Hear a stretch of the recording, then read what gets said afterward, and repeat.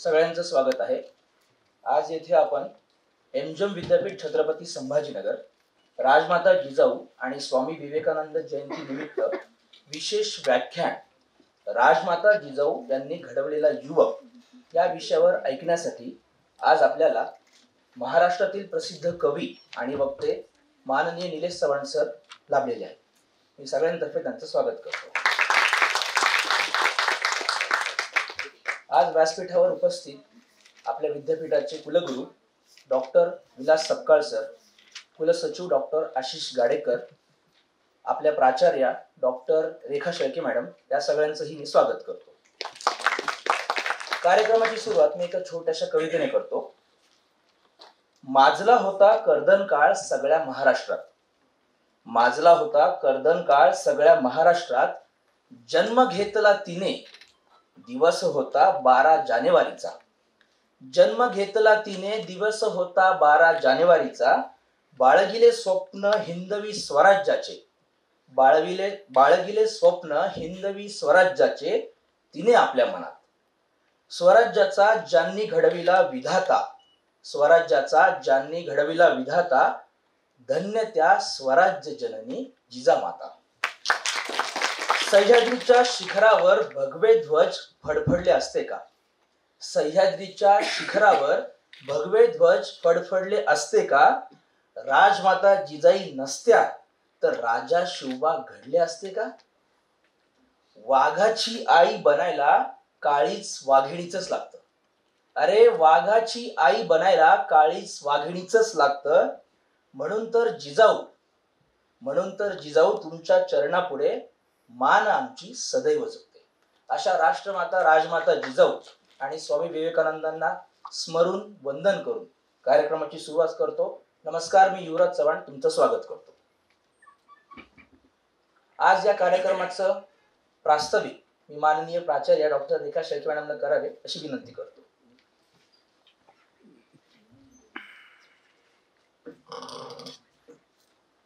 नमस्कार। विचार मंचावर उपस्थित असलेले आदरणीय कुलगुरू सर,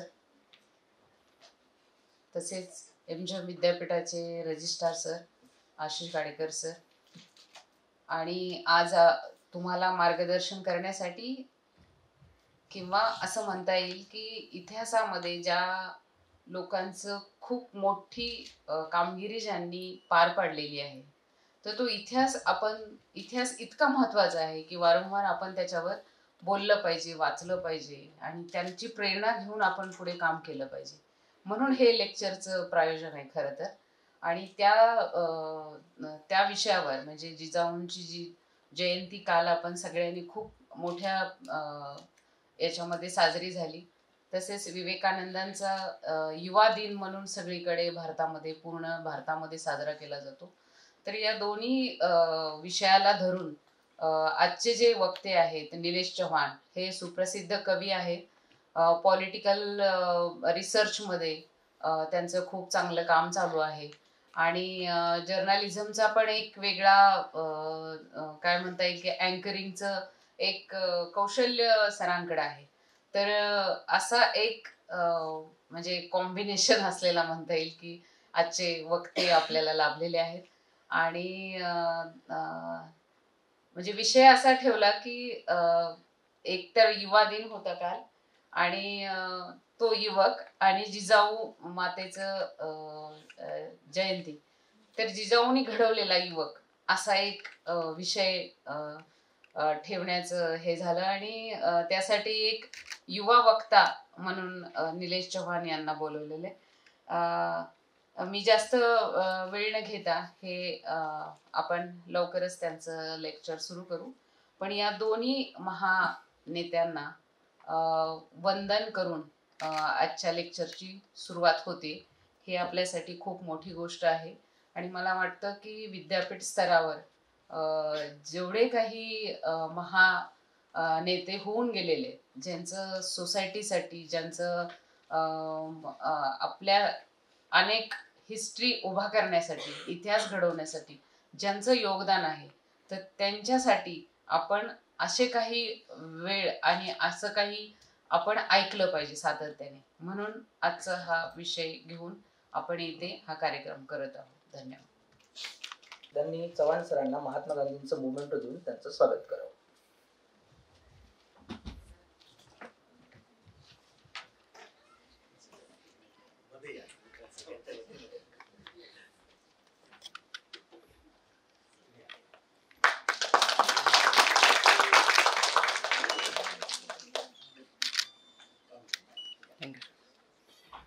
आज आपल्या कार्यक्रमाला जे प्रमुख उपस्थिती आहे माननीय निलेश चव्हाण सर यांची मी थोडक्यात तुम्हाला ओळख करून देतो. चव्हाण सरांनी आकाशवाणीला निवेदक म्हणून काम केलंय. त्यानंतर टीव्ही मीडियाचा त्यांना उत्तम अनुभव आहे. AAM न्यूज आणि ABP माझा या चॅनलचे न्यूज अँकर म्हणून आपण त्यांना पाहिलेलं आहे. सगळ्या महाराष्ट्रात प्रख्यात वक्ते आणि कवी अशी त्यांची ओळख आहे.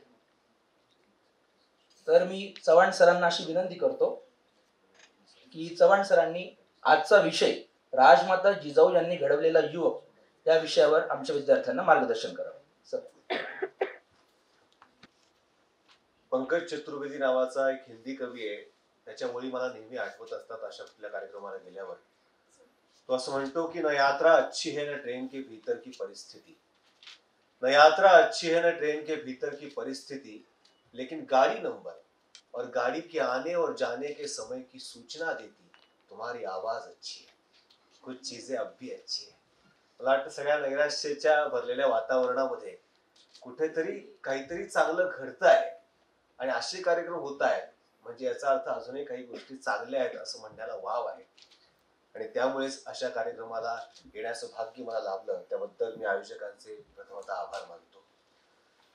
राजमाता जिजाऊ आणि स्वामी विवेकानंद यांना सर्वप्रथम विनम्र अभिवादन करतो. खर तर मंचावरती उपस्थित आदरणीय कुलगुरू doctor Sapkal sir, Ashish Gadekar sir, doctor Rekha Shelke madam आणि तुम्ही सगळे उपस्थित.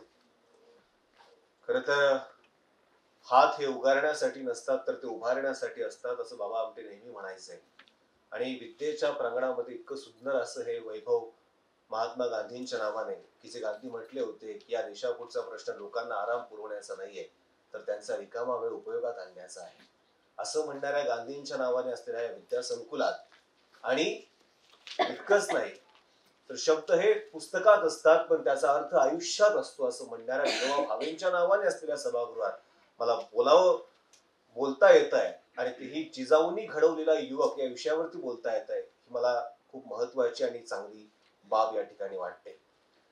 आणि सगळ्यात महत्वाची गोष्ट म्हणजे काय तर सर, देशात जेवढी इमानदारी शिल्लक आहे तेवढी सगळी इमानदार युवक माझ्यासमोर उपस्थित आहे. म्हणजे गर्दी जरी कमी असली तर तुम्ही सगळे ऐकणारे आहात असं मला आवर्जून वाटतं. त्याबद्दल तुमचं एकदा मी अभिनंदन करतो. तुमच्यासाठी तुम्ही एकदा टाळ्या वाजवा. मुलगा आईचं ऐकत नाहीये, पोरगा बापाचं ऐकत नाही, अशा काळात तुम्ही माझं ऐकताय, फार मोठी गोष्ट मला वाटते. आणि तेही जिजाऊंनी घडवलेला युवक या विषयावरती तुम्ही ऐकताय ही खूप महत्वाची गोष्ट आहे. तर त्या विषयावरती बोलत असताना सगळ्यात महत्वाची गोष्ट काय असेल माझ्या मित्रांनो, तर जिजाऊंनी काय शिकवलं शिवबांना, तर एक सगळ्यात महत्वाची गोष्ट कोणती असेल तर ती आत्मविश्वासाची गोष्ट असते. आत्मविश्वास ही कुठेही जाण्याची पहिली पायरी असते असं मी मानतो. आणि त्या पायरीतून सुरुवात करत करत करत करत यशाचा आलेख आपल्याला उंच करता येत असतो. आणि हेच कुठल्याही महापुरुषाचं, कुठल्याही युवकाचं, यशस्वी युवकाचं साध्य आहे असं मला आवर्जून वाटतं. आणि सगळ्यात महत्वाची गोष्ट काय असेल, मी नेहमी म्हणतो की शर्टाचं पहिलं बटन बरोबर लागलं की बाकीची सगळी बटणं बरोबर लागतात, पण शर्टाचं पहिलं बटन चुकलं की बाकीची सगळी बटणं आपोआप चुकत जातात. मला वाटतं तुमच्या आयुष्याच्या यशाकडे चालत जाणाऱ्या वाटचालीचं पहिलं बटन जर कुठलं असेल तर ते आत्मविश्वासाचं असतं. आणि हेच पेरण्याचं काम तर जिजाऊंनी केलं. या वयामध्ये, अशा वयामध्ये 12 वर्षाचं वय असेल त्या वयामध्ये जिजाऊ आणि शहाजीराजे सांगतात काय शिवबांना, तुम्हाला स्वप्न साध्य करायचंय. कुठलं स्वप्न आहे? स्वराज्य निर्मितीचं स्वप्न आहे. साधं सुद्धा स्वप्न नाहीये. 35 पोरांच्या वर्गामध्ये पहिलं यायचंय असं स्वप्न दिलेलं नाहीये. स्वप्न आहे प्रतिपश्चंद्र लेखे व वर्धेश्वर विश्ववंदिता शाहस्तुनो शिवसैषा मुद्रा भद्राय राजते, विश्वाला वंदनीय ठरेल असं स्वराज्य निर्माण करायचंय, विश्वात गौरव करायचंय. आणि याच वयात हे स्वप्न दिलं तर ते साध्य होतं. म्हणून सगळ्या युवकांना हे सांगणं आवर्जून आवश्यक आहे की सगळ्यात महत्वाची गोष्ट काय असेल तर या वयामध्ये मातीला सुद्धा आकार दिला तर त्याचं मडकं तयार होतं. संस्कारक्षम संस्काराची बीज पेरण्याचं वय हेच असतं.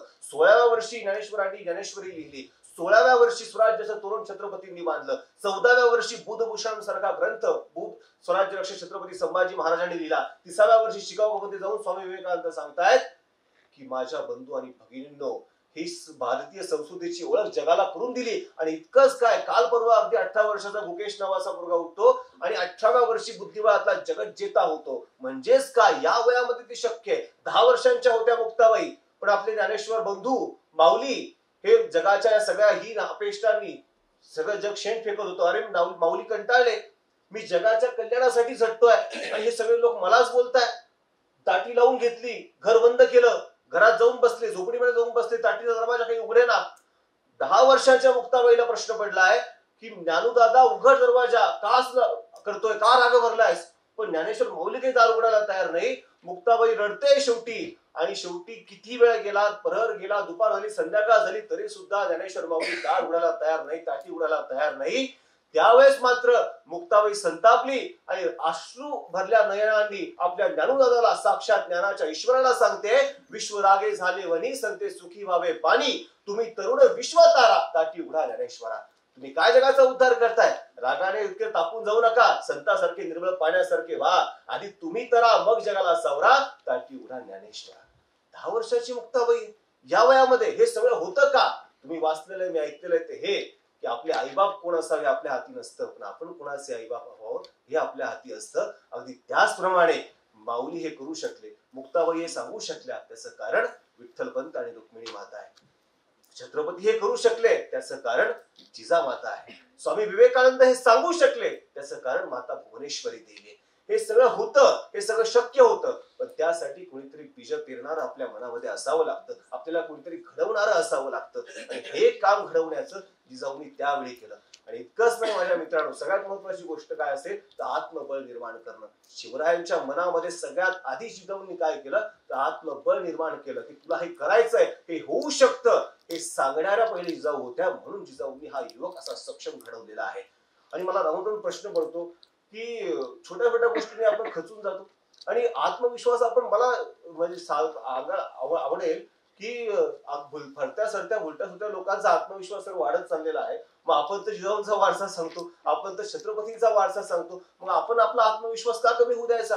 म्हणजे माझ्या एक मित्राची प्रेयसी त्याला म्हणते की तू माझ्याशी लग्न कर, मी तुझ्या घराला डायरेक्ट स्वर्ग बनवेल. आई शपथ सांगतो तिला बनवता वरण भात पण येत नाही. मग तुम्ही कॉन्फिडन्स बघा ना. आणि काय परवाचा किस्सा आहे, माझ्या शेजारी एक मुलगा राहतो, बोबडा बोलतो. मी त्याच्या घरच्यांना विचारलं, का म्हटलं तुमचा मुलगा नेहमीच बोबडा बोलतो का? अय्यो म्हणे, जेव्हा बोलतो तेव्हाच बोबडा बोलतो. म्हणजे अशा लोकांचा जर आत्मविश्वास वाढत चालला असेल तर माझ्या मित्रांनो, तुम्ही आणि आम्ही जिजाऊंचे वारसदार आहोत. आपण आपला आत्मविश्वास का कमी होऊ द्यायचा? परमानंदानं शिवभारत नावाचा ग्रंथ लिहिलाय छत्रपतींच्या आयुष्यावरती, आणि त्यामध्ये जिजाऊंबद्दल विजय लक्षणा हा शब्द वापरला. काय सुंदर शब्द आहे, विजय आणि लक्षणा म्हणजे द्योतक, चिन्ह म्हणजे विजयाच्या द्योतक जिजाऊ आहे. छत्रपतींच्या जे जे विजय झालं त्याच्या स्वराज्य प्रेरिका, त्याचं प्रेरणास्थान विजयाचं हे जिजाऊ राहिलेलं आहे. आणि इतकंच नाही, त्या परमानंदानं शिवभारतामध्ये लिहिलं, जिजाऊ ज्यावेळेस गर्भवती होत्या त्यावेळेस त्यांना डोहाळे काय पडावे. डोहाळे काय होते जिजाऊंचे? हत्तीच्या वरती बसावं, पर्वत चढून जावं, युद्ध करावं, किल्ले जिंकावे, सिंहासनावरती आरूढ व्हावं, असे डोहाळे जिजाऊंना लागलेले आहेत. कदाचित हे कल्पनेवरती कवितेसारखं हे वाटेल, पण माझ्या मित्रांनो, जिजाऊ ज्या वातावरणात वाढलेल्या होत्या, शस्त्र चालवत होत्या, घोड्यावरती स्वार होत होत्या, आजूबाजूला सगळं युद्धजन्य परिस्थिती होती आणि स्वराज्याचं स्वप्न मनामध्ये साठवलेलं होतं. अशा वेळी असंच स्वप्न पडू शकतं. आणि आहर साळुंखेंनी एका ठिकाणी असं लिहिलंय की डोहाळे या शब्दाचा दोहद हा संस्कृत शब्द दौहृद या शब्दापासून बनलेला आहे. म्हणजेच गर्भवती स्त्री आणि तिच्या पोटातला गर्भ या दोघांच्या हृदयातली इच्छा म्हणजे डोहाळ्याच्या रूपाने ती व्यक्त होत असते. मला वाटतं जिजाऊंसारखंच छत्रपतीच्या सुद्धा मनामध्ये तशी इच्छा असेल, हृदयामध्ये इच्छा असेल की स्वराज्याची स्थापना आपल्याला करायची, त्यामुळे ते निर्माण झालेलं आहे. म्हणून सारखं मला प्रश्न असा सांगून पडतो तो हाच की आधी स्वतःच्या मनाची तयारी केली पाहिजे. विवेकानंद सुद्धा म्हणायचे की 33 कोटी देवांवर तुमचा विश्वास नसेल तर चालेल, पण तुमचा स्वतःवरती जर विश्वास नसेल तर तुम्ही नास्तिक आहे असं मी म्हणतो. पण स्वतःवरती सगळ्यात महत्वाचा विश्वास असला पाहिजे. आणि एवढा समृद्ध वारसागत तुम्हाला आणि मला लाभलेला आहे. आणि अगदी 50 वर्षांचं आयुष्य छत्रपतींचं. काय दिलं त्या आयुष्यामध्ये जिजाऊंनी? ध्येय दिलं. इतकंच नाही तर स्वप्न पाहण्याचं धाडस दिलं. आणि इतकंच नाही तर सगळ्यात महत्वाची गोष्ट काय असेल तर ते नीतिवान चारित्र्य दिलं, शील दिलं. हे सगळं जिजाऊंनी आपल्या पुत्राला घडवताना लक्षात घेतलेलं आहे माझ्या मित्रांनो.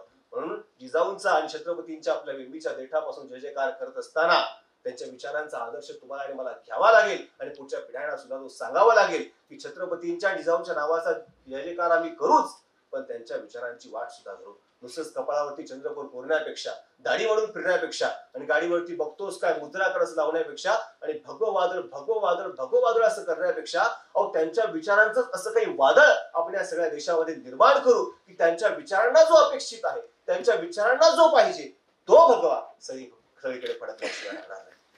खरं तर ज्या मातीनं तुम्हाला आणि मला आदर्श दिला, या मातीनं तुमच्या माझ्यासमोर इतिहास समृद्ध केला, त्याचा आदर्श आपण ठेवला पाहिजे. पण आम्ही तेच विसरून चाललेलो.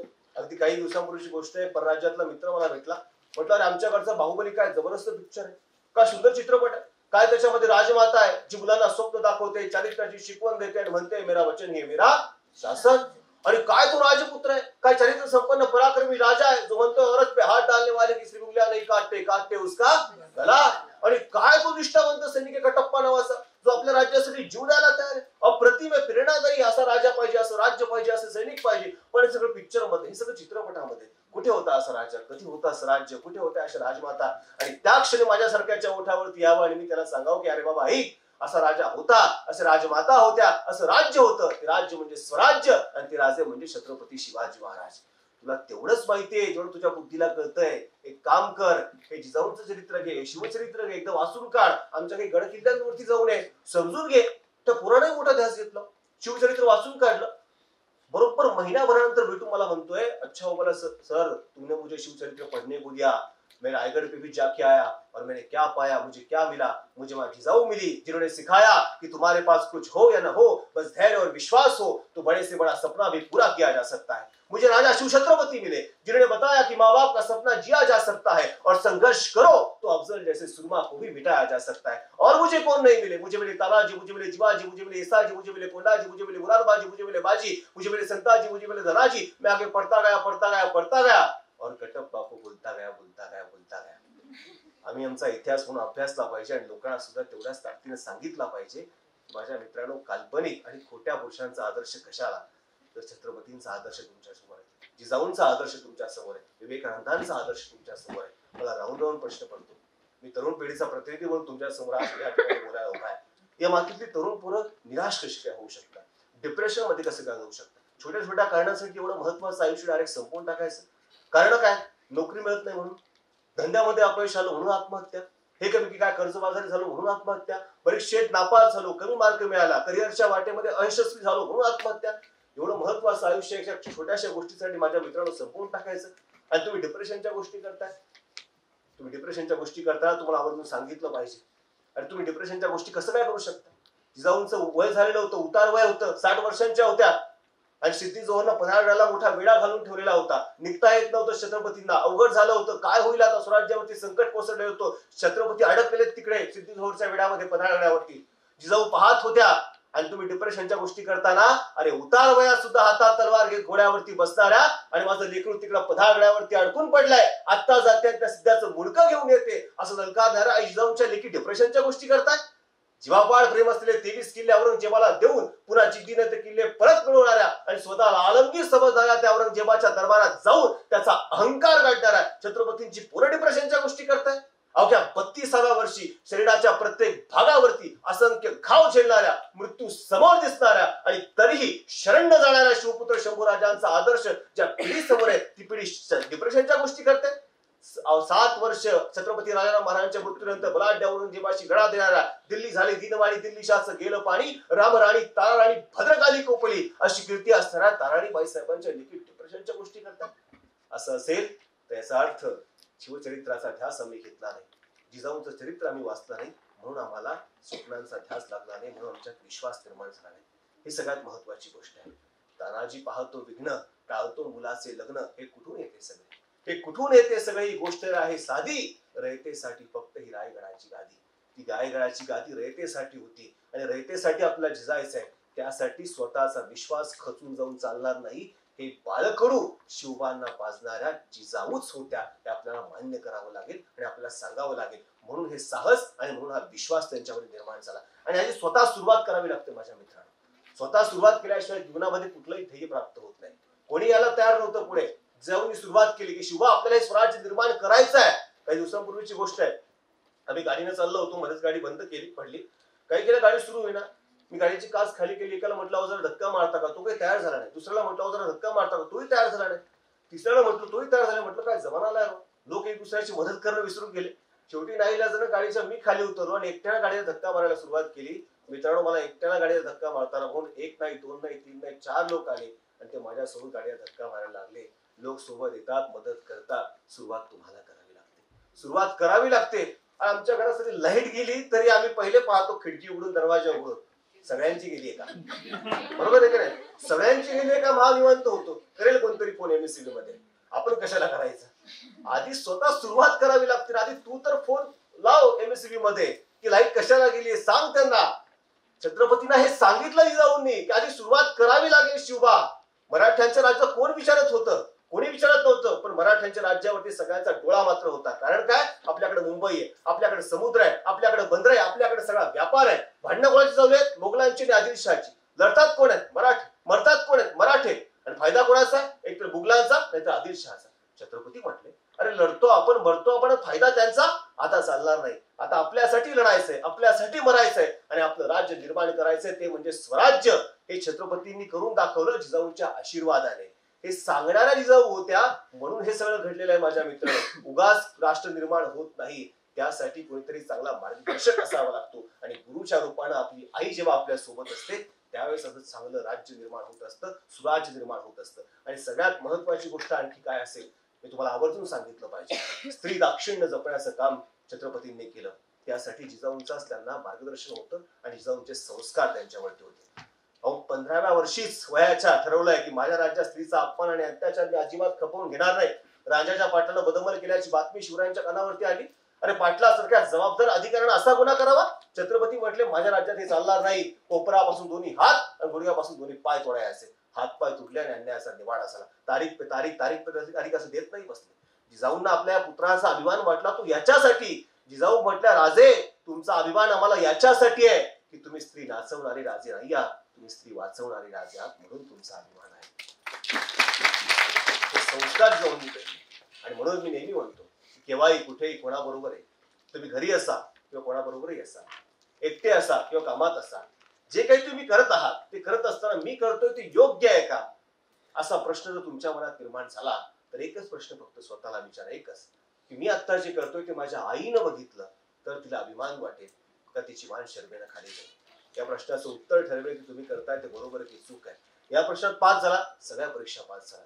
आणि या प्रश्नात नापास झाला तर बाकीच्या सगळ्या परीक्षा पास होऊन सुद्धा तुम्ही नापास झालात असं समजा.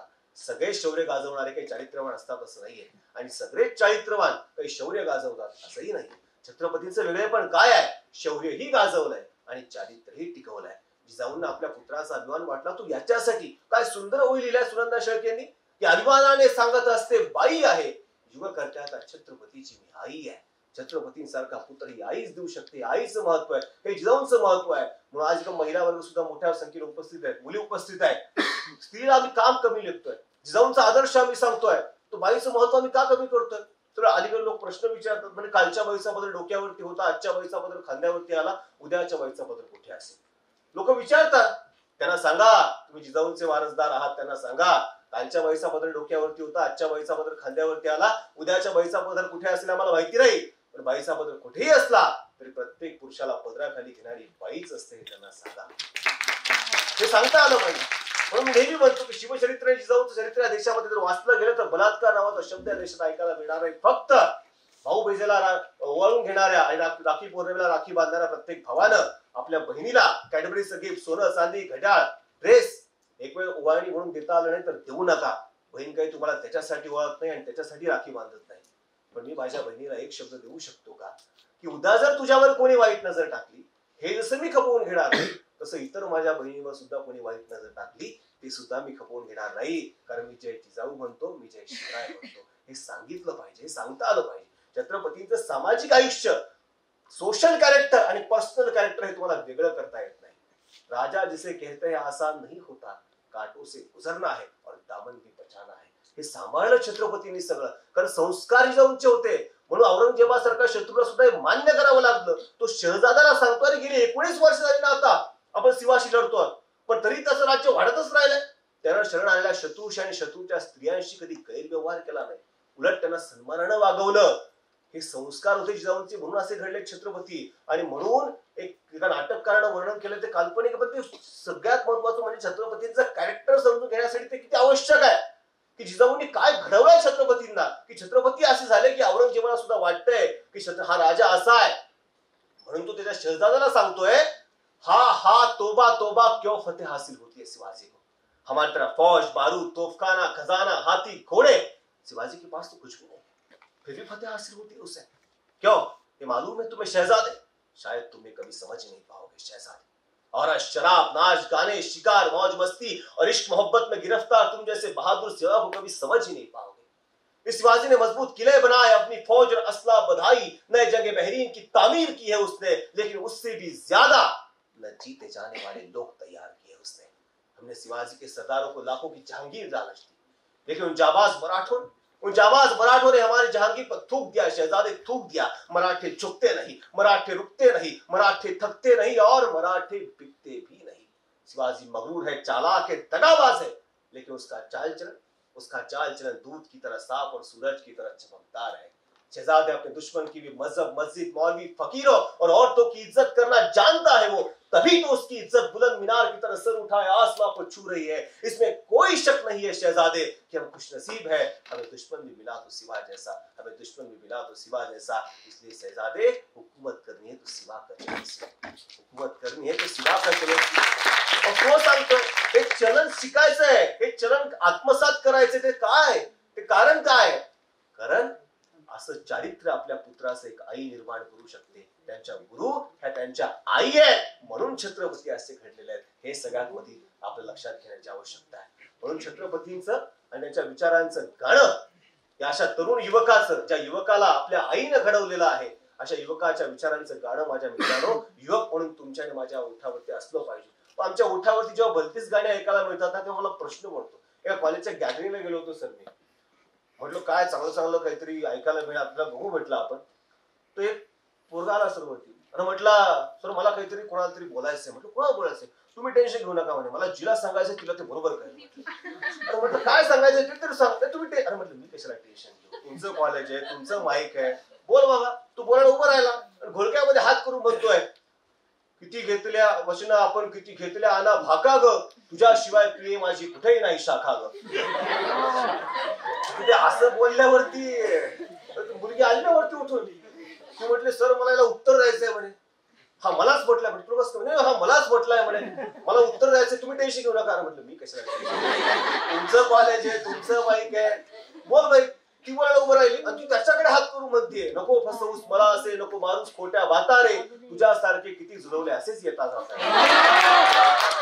मला स्वामी विवेकानंद म्हणाले होते, तुमच्या देशातल्या तरुणांच्या ओठावरती कुठलं गाणं आहे ते मला एकदा सांगा, मी तुमच्या देशाचं भविष्य सांगतो. आपल्या तरुणांच्या ओठावरती व्यवस्थित गाणं नसेल तर आम्हाला ते सांगता आलं पाहिजे. गाणे सुद्धा आपल्याकडे फार विचित्र यायला लागलेले असतात, बरोबर आहे का? ते पहिल्या, मी काय फार जुना नाहीये, 90s तेव्हा गाणं होतं सर 90s मध्ये की धरती पे तू जहां भी रहेगी मैं तुझे तेरी खुशबू से पहचान लूंगा. मला प्रश्न पडला, प्रेमी का कुत्रा है, खुशबू से कैसे पहचान लूंगा ना. सुबह से लेकर शाम तक, शाम से लेकर सुबह तक तुम्हें प्यार करे. म्हणून कामधंदे आहे का नाही, म्हणजे हे अशा पद्धतीचं ज्यावेळेस ऐकायला मिळतं त्यावेळेस राहुलवर प्रश्न पडतो की छत्रपतींच्या विचारांचं आणि जाऊन जे आपल्याला शिकवलेलं आहे आपल्या पुत्राला, ते विचार जर आपल्याला आत्मसात करायचे असतील, या गोष्टी आपल्याला आत्मसात कराव्या लागतील माझ्या मित्रांनो. हे घ्यावं लागेल आणि हे करत करत आपल्याला पुढे जावं लागेल. हे सगळे संस्कार आपल्याला आत्मसात करावे लागतील आणि ही सगळी जबाबदारी आईची सुद्धा आहे. आपल्या आईनं सुद्धा आपल्या पुत्राला त्यानुसार सगळं घडवलं पाहिजे. ते संस्कार आपल्या मुलाच्या मनात पेरले पाहिजे. पण आईच तर लहानपणापासून सांगते तिकडे जाऊ नको, तिकडे अंधार असतो, अंधारामध्ये भाऊ असतो. लहानपणापासून त्या मुलाला आई तीच सांगते, तो मुलगा मोठा होतो, तो भाऊ होतो तरी त्याला ते अंधारातला भाऊच लक्षात राहतो. मग त्या भाऊकडनं काहीच घडत नाही. पण अफजल खानाचा वेढा पडलाय, अफजल खान आलेला आहे स्वराज्यावरती चालून. आणि लक्षात घ्या, एखादी आई असते काय किती पराक्रमी असते. आई आपल्या पुत्राला धीर देते त्या प्रसंगी. एखादी आई असली असती सामान्य, तर ती पहिले कुठं आपला मुलगा निघाला त्याला काय सांगते, डबा व्यवस्थित घेतलायस का, वॉटर बॉटल घेतलीस का, आणि सहलीला चाललायस, एसटी मध्ये बसशील, ट्रॅव्हल बस मध्ये बसशील, तर लक्षात घे मध्ये बसायचं. पोरगा विचारतो मध्ये का आई, पुढून कोणी धक्का लागला तुला काही होणार नाही, मागून कोणी धक्का लागला तरी तुला काही होणार नाही, आध्यात नाही मध्यात नाही, अशा पद्धतीनं जायचं. पण जिजाऊ तसं सांगतायत का? काय मनस्थिती शिवबांची त्यावेळेस. अफजल खानाची स्वारी झालेली आहे आणि त्यावेळेस सईबाई राणी साहेबांचं निधन झालेलं आहे. 2 वर्षाचे फक्त शंभूराजे डोक्यावरचं आईचं छत्र हरपलंय. काय मानसिक अवस्था असते छत्रपतींची. पण अशाही अवस्थेत आपल्या पुत्राला जिजाऊ सांगतायत, एखादी आई खचून गेली असते, नको जाऊ शुभा, तुला काही गरज नाहीये, अफजल खान बलाढ्य आहे, काही होऊ शकतं. पण जिजाऊ अशाही परिस्थिती आपल्या पुत्राला सांगतायत, शिवबा आम्हाला माहितीये की तुम्हाला स्वराज्याची काळजी आहे, त्यामुळे तुम्ही अस्वस्थ आहे, पण तुम्ही स्वराज्याची अजिबात चिंता करू नका. बरं, उद्या तुमच्या जीवाला काही बरं वाईट झालं तर या लहानग्या शंभूराजांना गादीवरती बसवेल आणि सगळा राज्यकारभार मी हातामध्ये घेईन, असं ती आई आपल्या लेकराला सांगते. काय ऋण आहे जिजाऊंचं तुमच्या माझ्यावरती? हे काय काळीज आहे एका माऊलीचं की आपल्या पुत्राला जो वाघाच्या पिंजऱ्यात चाललेला आहे त्या पुत्राला एक आई सांगते आहे. आणि अशा पराक्रमी आईचे आशीर्वाद होते, अशा पराक्रमी आईने घडवलेला हा पुत्र होता. अभी जिंदा है महावीरी, मुझे कुछ भी नहीं होगा, मैं जब भी घर से निकलता हूँ दुआएं साथ चलती है. आणि आईचे आशीर्वाद घेऊन छत्रपती निघतायत. म्हणून जिथं सगळ्या शहांना वाटत होतं की अरे छत्रपतींचा खेळ आता संपला, काय राहिलाय आता, अफजल खान का सोडणार आहे, पोर्तुगीज म्हणतात सगळं संपलं, फ्रेंच म्हणतात काय खरं, इंग्रज म्हणतात ओव्हर, मोगल म्हणतात हो गया. पोर्तुगीज, फ्रेंच, इंग्रज, मोगल, आदिलशाही सगळ्यांना वाटत होतं की शिवाजी महाराजांचा खेळ आता संपला, काय राहिला आता. पण सगळ्यांना वाटत होतं मित्रांनो, पण काय पाहिलं इतिहासानं, सगळ्या मातब्बरांचे खाडकन डोळे उघडले आणि तिकडे दिल्लीला हादरे बसले. 29 वर्ष वय असलेल्या शिवाजी महाराजांनी बलाढ्य अफजल खानाला प्रतापगडाच्या पायथ्याशी याला भाग पाडलं आणि याच मातीत त्याचं पोट फाडलं आणि याच मातीत त्याला काढलं. मोठा इतिहास रचला गेला. पण मला सांगायचं ते पुढे सांगायचं आहे, हे सगळ्यांना माहिती आहे, सगळ्यांना माहिती आहे. पण एक मोठी परीक्षा झाल्यानंतर आता मला 2 महिने काहीच सांगायचं नाही असं पुत्र किंवा मुलगा आपल्या आईला नक्कीच सांगतो. पण छत्रपतींचं वेगळेपण काय आहे, एक आईने घडवलेला मुलगा कसा असतो. छत्रपती निवांत नाही बसले, मोठा विजय झालाय. कान्होजी जेदे म्हणतात महाराज जरा आराम करा, विजयोत्सव करूयात, आपले काही सहकारी म्हणतायत मोठा विजय मिळवलाय. छत्रपतींचे शब्द आहेत ते आपल्याला करता येणार नाही, ते आपल्याला करता येणार नाही. जिजाऊंना ते आवडणार नाही, ते आपल्याला करता येणार नाही. का तुमच्यावर असेल का माझ्यावर असेल. मराठ्यांच्या महायुद्धाची फक्त सुरुवात आहे समजा. आणि राजे निघाले, वर्धनगड घेतला, वसंतगड घेतला, मच्छिंद्रगड, वंदनगड, चंदनगड करत 28 नोव्हेंबर 1659 ला पन्हाळा महाराजांनी ताब्यात घेतला. काय वर्णन करायचंय, अविश्रांत अद्भुत. 10 नोव्हेंबर 1659 ला अफजल खानाला मारलंय आणि 28 नोव्हेंबर 1659 ला पन्हाळा ताब्यात घेतला. अविश्रांत सतत कार्यरत, आयुष्याचा एक क्षणही मला वाया घालवायचा नाहीये, कारण मी जे स्वप्न पाहिले ते सोपं नाहीये. असं नाही की ते स्वप्न पाहायला पडलेलं असेल, अनेकांनी प्रयत्न केला असेल, तलवारी उचलले असतील, ते उभे राहिले असतील, पण त्यांनाही जे शक्य झालं नाही ते मला करायचंय. मला उभं राहायचंय, मला उभं करायचंय आणि या डोळ्यांनी मला मराठ्यांचं राज्य पाहायचंय, स्वराज्य पाहायचंय, कारण माझ्या आई वडिलांचं ते स्वप्न आहे आणि ते मला साकार करायचंय. हा विश्वास छत्रपतींचा होता. सकल सुखांचा केला त्याग, म्हणून साधीचे तो योग. हा योग साध्य झाला, तो सगळ्या सुखांचा त्याग केला म्हणून सगळ्यात महत्वाची गोष्ट काय, आता हे सांगणं आवर्जून का महत्वाचं आहे. आता काही ढाल तलवार घेऊन आपल्याला लढायला जायचं नाहीये. एमजीएम विद्यापीठामध्ये काही हे शिकवलं जात नाही की आता ढाली घ्या, तलवार घ्या, निघा. आता बुद्धीची लढाई आहे, आता विचारांची लढाई आहे.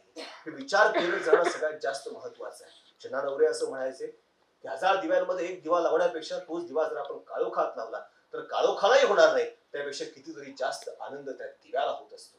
म्हणजे दिव्याची गरज नेमकी कुठे आहे हे ओळखून आपण दिवा लावायचा असतो. मला वाटतं तरुण पिढीमध्ये हा दिवा प्रज्वलित होणं गरजेचं आहे की आता बुद्धीची लढाई आहे आणि बुद्धीनं छत्रपती लढले. म्हणून परमानंदानं शिवभारतामध्ये अनल्पधी शिवराय हा शब्द वापरलाय छत्रपतींबद्दल. अनल्पधी, धी म्हणजे बुद्धी, अल्प नाही, अफाट बुद्धी सामर्थ्यानं छत्रपती लढले. माझ्या मित्रांनो, प्रतापगडाच्या पायथ्याशी यायला अफजल खान तयार होणं यातच महाराजांचा अर्थ विजय, त्यातच यश आहे. तो लढाईचं कुठं हे ठरवतो, लढाईचं मैदान स्वतः निवडतो, त्यात योद्ध्याचं कौशल्य होतं. त्यानं खूप प्रयत्न केला महाराजांना प्रतापगडावरनं बाहेर काढायचं, आपल्याकडे बोलवायचं, पण छत्रपती विचलित झाले नाही. त्याचं कारण आहे, जिजाऊ मार्गदर्शन करत होत्या, साहस देत होत्या, धीर देत होत्या की थांबा, विचलित होऊ नका. आणि लक्षात घ्या, जिजाऊंनी रामाच्या गोष्टी सांगितल्या, श्रीकृष्णाच्या गोष्टी सांगितल्या, पण हे सांगत असताना तशाच तसं करायचं आहे का? नाही. प्रत्येक वेळी वेगवेगळ्या गोष्टी करायच्या, वेगवेगळं नियोजन करायचं आहे. 9वीचा धडा 10वीला नसतो आणि 10वीचा धडा 11वीला नसतो. प्रत्येक वेळी वेगवेगळ्या गोष्टी असतात. बुद्ध नेहमी म्हणायचे की ते झाड होत आहे. बुद्ध असं कधीच म्हणायचं नाही की ते झाड आहे. झाड होत आहे याचा अर्थ काय? रोज नवी पालवी फुटते, रोज काहीतरी नवं घडतंय, म्हणजे रोज नवं आहे, नवनवीन आव्हान आहे. त्यावेळेस त्या नवनवीन जर आव्हानं असतील तर त्याला एकच एक युक्ती आणि एकच एक प्लॅन आखून चालणार नाही. प्रत्येक वेळी वेगवेगळं करावं लागेल. शिवाजी महाराजांनी हेच केलं. अफजल खानाला बोलवून मारलाय आणि शाहिस्तेखानाची बोटं जाऊन छाटली. हे वेगळेपण आहे. पण आमचा प्रॉब्लेम काय, आम्ही त्याच गोष्टी सांगतो नाही. म्हणजे माझ्या आई वडिलांपासून तर एक गोष्टच चालत आलेली आहे आणि तशाच गोष्टीचं इम्प्लिमेंटेशन आम्ही करत जातो. तीच गोष्ट सांगत जातो. ती एक गोष्ट होती सर आपल्याकडे टोपीवाल्याची, बरोबर आहे. टोपीवाला टोप्या विकायला जायचा शाळेमध्ये, बरोबर. टोपी विकायला जायचा, वाटेत थकला, झाडाकडे झोपला, उठून पाहतो तर टोप्या सगळ्या गायब. मग नंतर त्याला वाटलं काय करायचं आता, टोपी खाली फेकली. त्यानं टोपी खाली फेकली, सगळ्या माकडाने टोप्या खाली फेकल्या, टोप्या घेतल्या, निघाला. वर्षानुवर्षापासून आम्ही हेच सांगतोय. माझ्या आई वडिलांपासून ही गोष्ट ऐकतोय, मी ऐकतोय, सगळं तेच ऐकतोय. अरे पण तो टोपीवाला आता नाहीये ना. तर टोपीवाल्याचा नातू आता टोप्या विकायला निघालाय. पण तो टोपीवाला त्याच्या नातूला तेच सांगतोय, अरे बाबा मी तुझा आजोबा आहे, लक्षात घे, तू टोपी विकायला चाललाय, लक्षात घे, टोपी विकायला जाशील, एक काम कर, कदाचित तुला झोप लागू शकते वाटेमध्ये, तू थकू शकतोस, झाडाखाली झोपशील सुद्धा, तर तुझ्या टोप्या तिथली माकडं निघू शकतात. पण घाबरायचं नाही, तुझा आजोबा आहे म्हणून सांगतोय, टेन्शन घ्यायचं नाही. त्यांच्याकडे टोप्या घेणं फार सोपं आहे. आपल्या डोक्यावरची टोपी खाली फेकायची, सगळी माकडं टोप्या खाली फेकतात, टोप्या घ्यायच्या, निघायच्या. तरी का आपल्या आजोबाला सांगितलं, म्हटलं हा निघाला विचारायला टोप्या विकायला. खरंच वाट खूप लांब होती, थकला, झाडाखाली झोपला, उठून पाहतो टोप्या सगळ्या गायब. टोप्या कुठे आहेत? टोप्या माकडांकडे, माकड झाडावरती आहे. टोप्या कशा घ्यायच्या? आपल्या आजोबांना सांगितलं आपल्याला. सोपं आहे टोप्या घेणं. त्यांना आपल्या डोक्यावरची टोपी खाली फेकली, एकाही माकडाने टोपी खाली फेकली नाही. प्रश्न पडला, आपल्या आजोबा चुकले की काय? आपल्या आजोबांना आपल्याला हेच सांगितलंय. त्यानं पुन्हा टोपी घातली, पुन्हा फेकली, माकड हे टोपी फेकेना. त्यानं पुन्हा घातली, पुन्हा फेकली, पुन्हा घातली, पुन्हा केली. छोटी टोपी घालून फेकून हा दमला आणि हे पाहून माकड आलं झाडावरतून खाली आणि त्याच्याकडे गेलं, बाबा इकडे म्हणे. आजोबा काय फक्त तुलाच आहे का? अरे आम्हाला पण आजोबा आहेत ना, बरोबर आहे का नाही? आणि आमच्या आजोबाला सांगितलंय, एकदा आम्ही फसलो होतो, आता तुम्ही फसायचं नाही. त्याच गोष्टी वापरून चालणार नाही. प्रत्येक वेगवेगळ्या गोष्टी वापराव्या लागतील. हे जिजाऊंनी ओळखलं होतं, शिवरायांना सांगितलं होतं. आणि म्हणूनच अफजल खानाला बोलवता येणं शक्य होतं, कारण जावळी घेऊन तसं नियोजन छत्रपतींनी करून ठेवलं होतं. पण शाहिस्ते खान जेव्हा लाल मालावरती येऊन बसला होता, तेव्हा त्याच्या काही लाखाच्या वरती फौज होती. थेट युद्ध करणं सोपं नव्हतं. म्हणून स्वतः छत्रपती गेले, स्वतः गेले. आणि काय धैर्य, काय साहस, स्वतः गेले. लाखाची फौज आहे, पण स्वतः आव्हानाला सामोरं जाणं ही ताकद छत्रपतीमध्ये आली, कारण आपली आई त्यांच्या पाठीशी होती. आईनं हा विश्वास दिला होता की नाही शिवबा, तुम्हाला हे करायचंय, कारण आपलं राज्य निर्माण करायचं असेल तर आपल्याला हे करावं लागेल. काही छोट्या छोट्या गोष्टी आम्ही खचून जातो. एक कोरोना आला, आम्हाला आमचं सगळं घेऊन गेला, आम्हाला वाटलं सगळं संपलं आता आयुष्य. मेजारायांची स्वारी झाली, अहो 23 किल्ले एका झटक्यात देऊन टाकावे लागले. काय राहिलं होतं छत्रपतीकडे? सगळं संपलं होतं ना. आणि वर औरंगजेबाच्या दरबारात लहानग्या शंभूराजांना सोबत घेऊन जावं लागलंय. त्या दरबारात अपमान झालाय, पण तिथं सुद्धा छत्रपती स्वाभिमानानं कडाडतायत.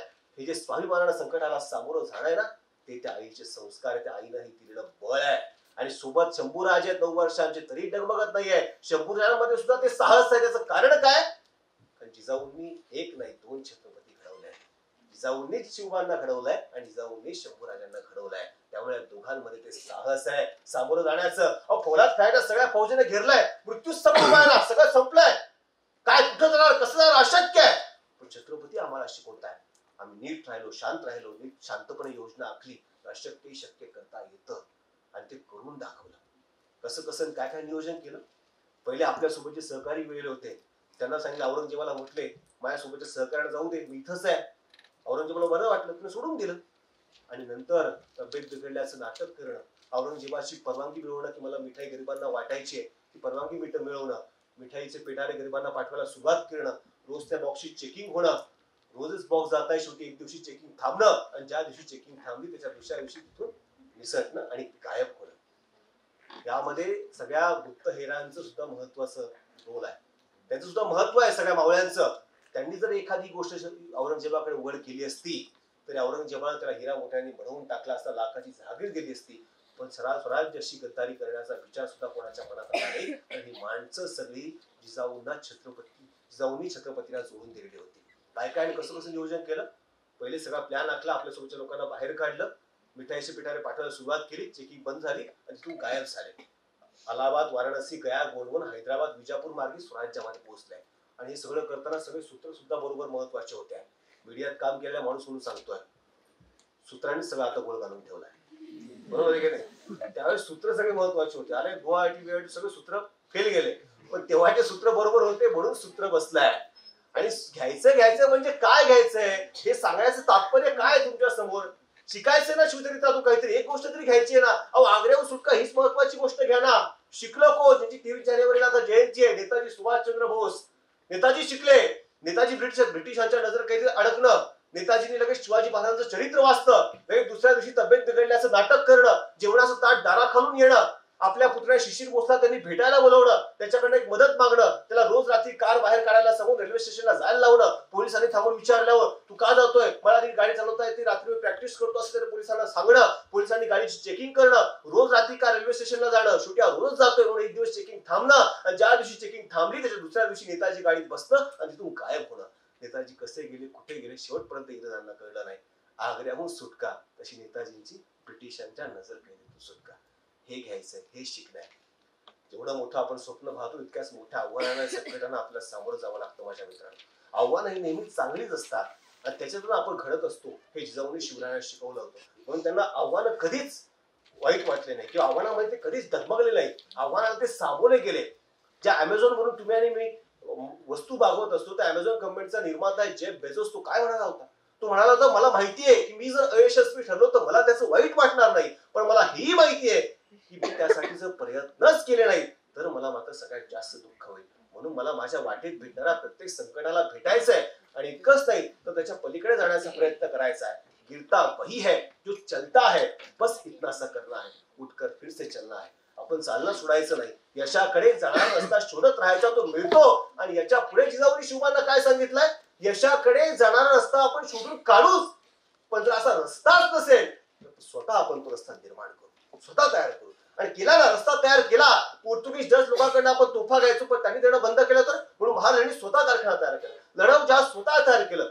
फारसी शब्द खूप होतात, आपली भाषा जगली पाहिजे, वाढली पाहिजे म्हणून राजव्यवहार कोश तयार केला. बाहेरचे लोक व्यापार करायला येतात, आमच्या इथल्या व्यापाऱ्यांचा जीव जातोय म्हणून बाहेरच्या व्यापारावर जास्तीत जास्त टॅक्स लावला, सामान्य लोकांना सोबत घेतलं, त्यांना प्रशिक्षण दिलं, अनेक किल्ले बांधले, लढायला सज्ज केले, दिलेले किल्ले परत घेतले, अजून किल्ले जिंकले. आणि जे स्वप्न पाहिलं होतं अवघ्या वयाच्या 44व्या वर्षी महाराज सिंहासनावरती बसले आणि छत्रपती झाले. या युगी सर्व ब्लेंच पातशाह, एक मराठा पातशाह एवढा छत्रपती झाला. ही गोष्ट काही सामान्य झाली नाही. हे साध्य झालं याचं कारण असं होतं, जिजाऊंचं ते स्वप्न होतं ते आपल्या पुत्राने केलेलं आहे. आणि इतकंच नाही, ते शंभूराजामध्ये सुद्धा उतरलं होतं. ज्यावेळेस औरंगजेबाच्या दरबारामध्ये आग्र्याला शंभूराजे होते त्यावेळेस सहज बघा एका आजीनं घडवलेला पुत्र कसा असतो. औरंगजेबानं विचारलं शंभूराजांना फिरत असताना, शंभू राजा हमारे यहाँ के पहलवानों के साथ कुस्ती खेलोगे क्या.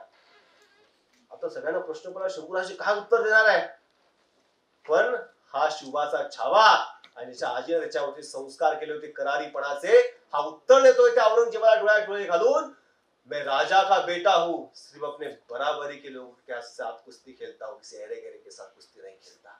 हे उत्तर देण्याचं सामर्थ्य शंभूराजांमध्ये आलं. त्याचं कारण जिजाऊ त्यांच्या पाठीशी होत्या. हे दिले सगळे. आणि सगळ्यात महत्वाची गोष्ट म्हणजे काय असते माझ्या मित्रांनो, आपल्याला विचारलेल्या प्रश्नांची उत्तर एक वेळ देता आली नाही तरी चालतील, पण आपल्याला स्वतःला पडलेल्या प्रश्नांची उत्तर देता आली पाहिजे. पण मुळात पडलेल्या प्रश्नांची उत्तर द्यायला आधी आपल्याला प्रश्न पडायला तर पाहिजे.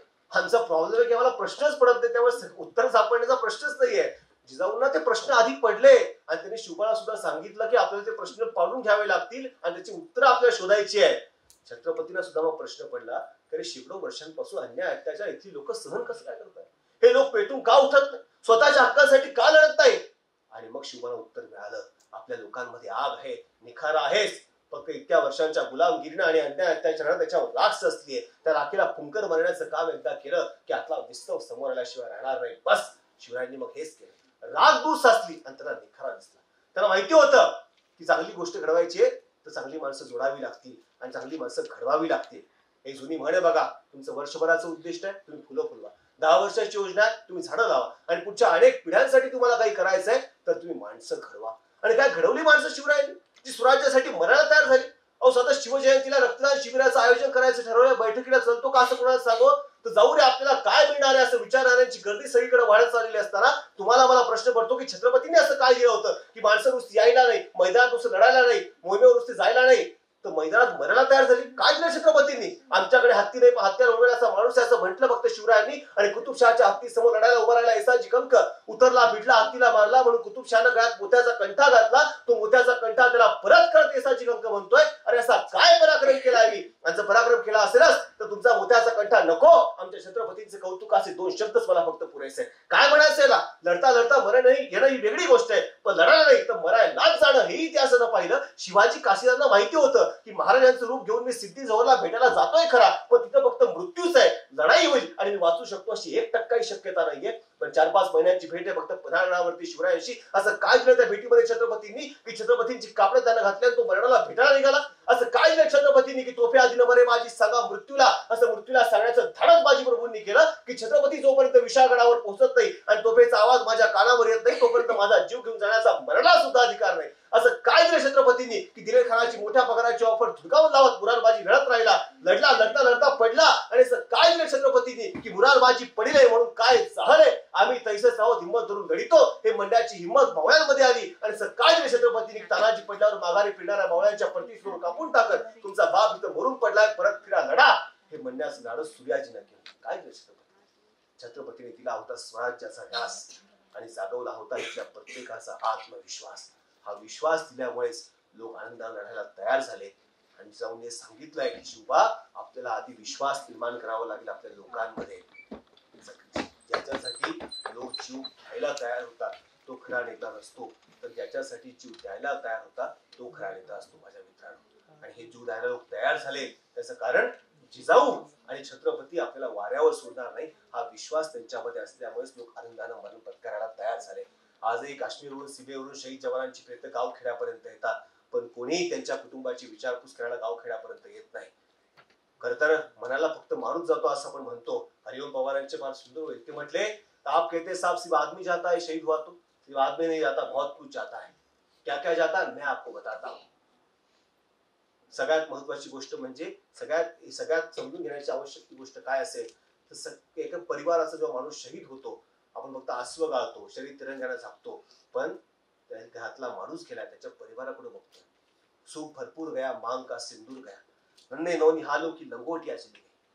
सांगता है धर्म बबाल कि आपके तरह सिर्फ आदमी गया, क्या क्या गया मैं आपको बताता हूँ. अरे सुख भरपूर गया मांग का सिंदूर गया, नन्हे नौनिहालों की लंगोटियां चली गई, बाप की दवाई गई, भाई की पढ़ाई गई, छोटी छोटी बेटियों की चोटियां चली गई, ऐसा विस्फोट हुआ कि जिस्म का पता ही नहीं, पूरे जिस्म की बोटियां चली गई. आपके लिए तो एक आदमी मरा है साहब, किंतु मेरे लिए तो रोटियां चली गई, मेरी घर की तो रोटियां चली गई.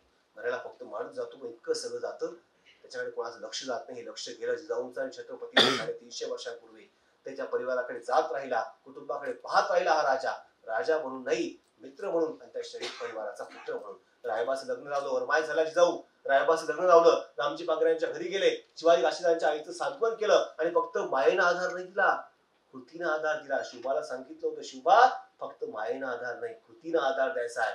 मुलांसाठी बाल प्रवेशगृह उभारलं, विधवा पत्नीला पेन्शन सुरू केली, नोकरी करण्याला कोणी असेल तर नोकरीला लावलं.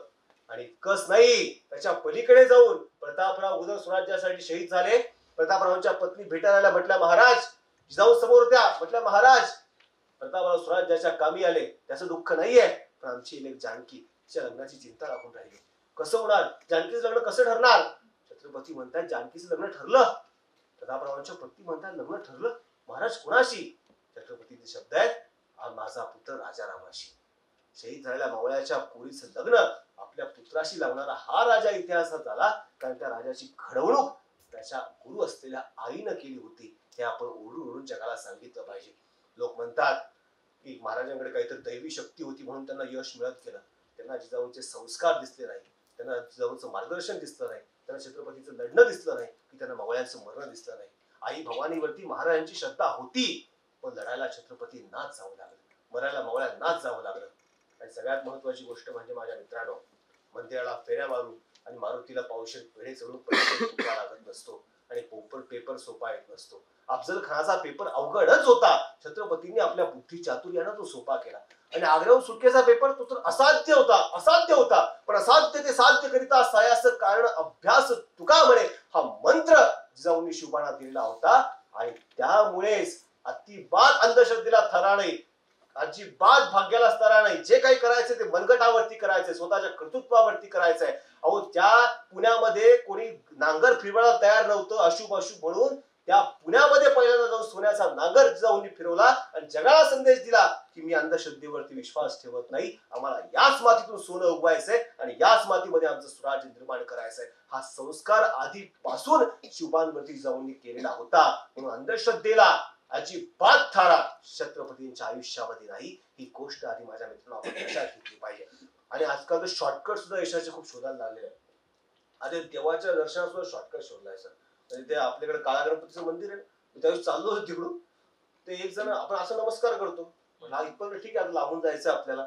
मी पाहिलं ते एकाने असं केलं ना असं केलं, पण हे काय नवीन टेक्निक आली आता. म्हटलं विचारलं पाहिजे, म्हटलं त्याला, म्हटलं बाबा रे असं नमस्कार केला गणपतीला, मी कळलं म्हटलं मला, हे काय म्हटलं तर प्रदक्षिणा मारली म्हणे. म्हणजे इतक्या शॉर्टकट मला शोधायला लागले लोक, मला रवरव प्रश्न पडतो. मग कशा पद्धतीने आपण पुढे जाणार आहोत माझ्या मित्रांनो, या गोष्टी आपण लक्षात घ्याव्या लागतील. आणि सगळे तुम्ही इथं उपस्थित आहे, समारोप वगैरे जात असताना एक सगळ्यात महत्वाची गोष्ट मला तुम्हाला सांगायची आहे, ती म्हणजे जिजाऊंनी शिवबांना घडवलं त्याच पद्धतीनं जिजाऊंनी शिवबांना सगळी माणसं जोडून दिलेली होती.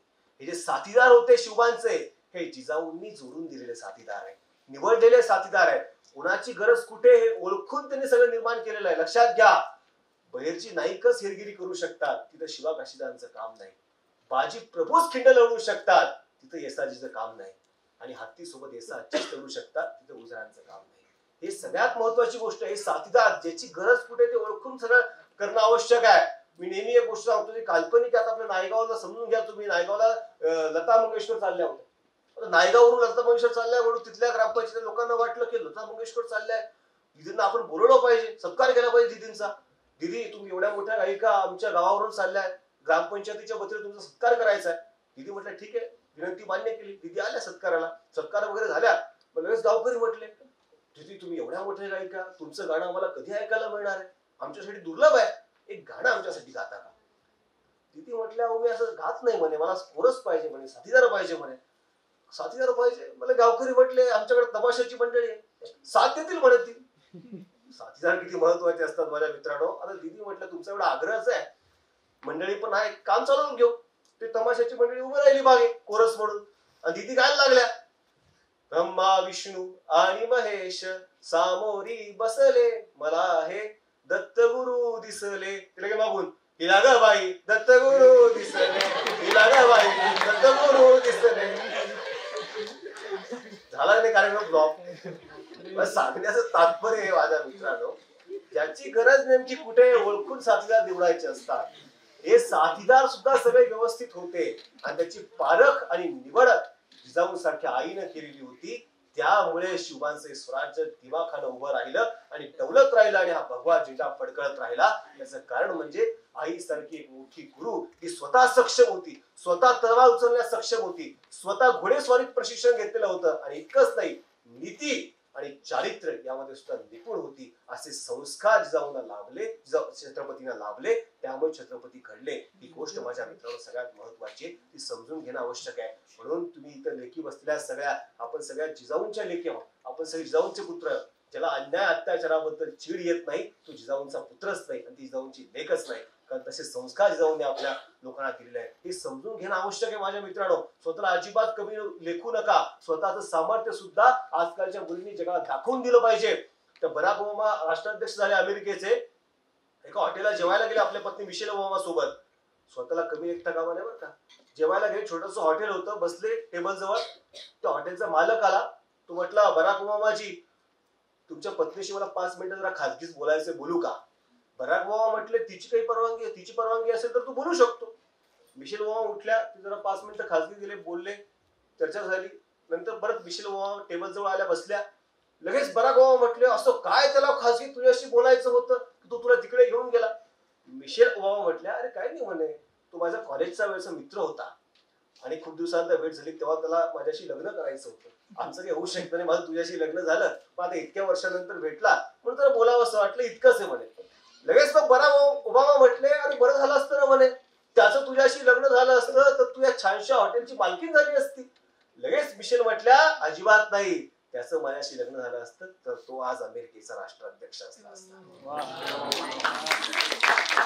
सगळ्यात महत्वाची गोष्ट काय आहे, इथून जिजाऊंच्या चरित्राने घडवलेला युवक या व्याख्यानातून घरी जात असताना माझ्या मित्रांनो, एक गोष्ट जरी काही या चरित्रातून तुम्हाला आणि मला घेता आली तरी आपलं आयुष्य सार्थक झाल्यासारखं. आणि मला वाटतं त्यासाठीच तर कॉलेज महाविद्यालय अशा व्याख्यानाचं आयोजन करत असतात. मी नेहमी म्हणतो, का लोक म्हणतात फरक पडेल का, फरक पडेल का? अरे बोलता बोलता माझ्यामध्ये जरी फरक पडला तरी मोठी गोष्ट आहे ना. आता मी एवढं सांगतोय, माझ्या कानावरती पडतच आहे ना, 1% माझ्यामध्ये जरी फरक पडला तरी मला असं वाटतं व्याख्यानाचं यश आहे. पण मला खात्री आहे माझ्या मित्रांनो की तुमच्यामध्ये सुद्धा तो फरक पडणार आहे, तो फरक पडेल आणि तो फरक पडावा यासाठीच महात्मा गांधी मिशननं हे कार्यक्रम ठेवलेला आहे. आणि असे कार्यक्रम होत असतात, फरक पडण्यासाठी जसे व्याख्यान होत असतात. जिजाऊंचं चरित्र आम्ही सांगतोय, विवेकानंदांचं चरित्र आम्ही सांगतोय, शिवबांचं चरित्र आम्ही सांगतोय, तर यासाठी की फरक पडला पाहिजे आणि तो फरक पडेल. मौसम बदलता है तो फर्क पड़ता है, चिड़िया चहकती है तो फर्क पड़ता है, आदमी अकेले लड़ता है तो भी फर्क पड़ता है, यहाँ तक ये कहने से भी आप में और दूसरों में फर्क पड़ता है कि क्या फर्क पड़ता है. इसलिए फर्क लाने वालों के साथ लोग खड़े हो जाते हैं और लोग कहने लगते कि हाँ फर्क पड़ता है. फरक पडतो आणि तो फरक पडावा यासाठी म्हणून आपण सगळ्यांनी जातो. शेवटी फक्त इतकंच म्हणतो, काय असतं माहिती आहे, कधी कधी आपण बोलतो, सगळं करतो, पण आयोजकांचे आभार मानायलाच विसरून जातो. त्यांच्यामुळे कार्यक्रम बरोबर आहे की नाही, त्यांचं कौतुक केलं पाहिजे, तर आम्हाला कोणी बोलवलं असतं इथं. आयोजकांचे सगळ्यात मोठे आभार आहे की त्यांच्यामुळे कार्यक्रम होत असतो. मीडियात काम केलेला माणूस सांगतो, मागे एक न्यूज चालली सर, अभिषेक बच्चन आणि ऐश्वर्या बच्चनला मुलगी झाली, आराध्या, बातमी झाली अमिताभ बच्चन आजोबा झाले, अमिताभ बच्चन आजोबा झाले. मला प्रश्न पडला, अरे अभिषेक बच्चनचं काय? ज्याचं त्याचं श्रेय त्याला दिलं पाहिजे की नाही. मला असं वाटतं की आयोजकांचं म्हणून सुद्धा कौतुक आहे, आयोजकांचं कौतुक आपण केलं पाहिजे. त्यांचे एकदा आभार मानतो आणि आपली रजा घेतो. धन्यवाद.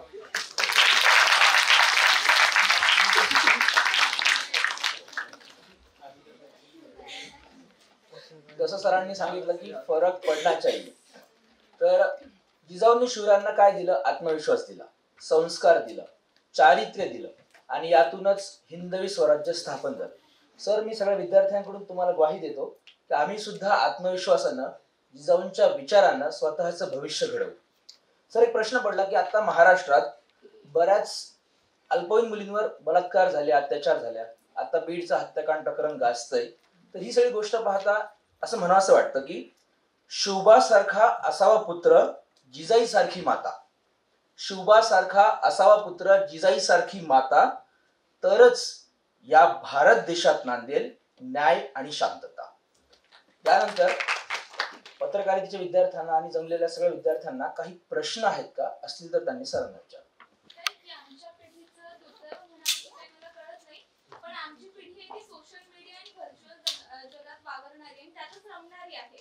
पण मला काही चेहरे असे दिसतात ज्यांच्या व्हॉट्सअप स्टेटसला किंवा इंस्टाग्रामच्या स्टोरीला महाराजांचे स्टेटस असतात, महाराजांच्या स्टोरीज असतात, पण यातलेच काही चेहरे किंवा यातलेच काही प्रोफाईल्स मला मुलींच्या जे रील्स वगैरे असतात त्याच्यावरती वाईट कमेंट करताना दिसतात, किंवा यातलेच काही चेहरे चौकातल्या घोडक्यामध्ये मुलींच्याकडे विचित्र नजरेने पाहताना दिसतात. तर यावरती तुमचं काय मत आहे? नाही, मगाशी तेच सांगितलं की मग तसं जर होत असेल तर तो आपला अधिकार असतो जसं म्हणण्याचा, ते करण्याचा आपल्याला अधिकार नाही असं मला वाटतं. मी ते जे बोललो की गाडी वाढून फिरण्यापेक्षा, भगवादळ असं करण्यापेक्षा, बघतोच काय मुचराकर असं गाडीवरती लिहून ठेवलं जातं, ते लावण्यापेक्षा जर आपण त्यांच्या विचारातला एक तरी गोष्ट, मला नेहमी प्रश्न असा पडतो की शिवाजी जन्मावा पण दुसऱ्याच्या घरात असं आपण नेहमी म्हणत असतो. मला सांगायचं असं आहे की त्या त्या क्षेत्रातला शिवाजी होण्याचा प्रत्येकानं प्रयत्न केला पाहिजे.